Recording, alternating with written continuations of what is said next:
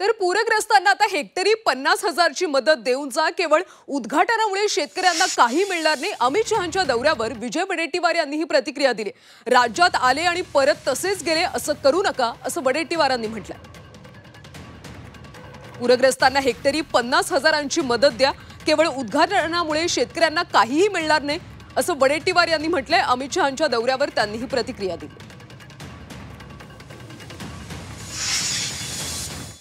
आले तर आले, स्वागत आहे, काहीतरी देऊन जा, निवड तोंड बघून जाऊ नका, नाही तर आले आणि गेले हात हलवून, अशी परिस्थिती होता कामा नये।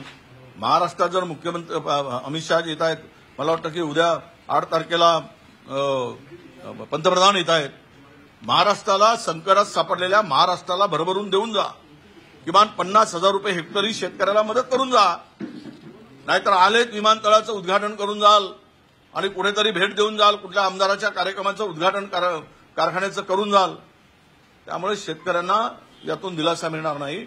शेतकऱ्याच्या संकटामध्ये सरकार म्हणून उभं राहण्याचं दायित्व हे निभावायला पाहिजे आणि ती अपेक्षा आमची आहे।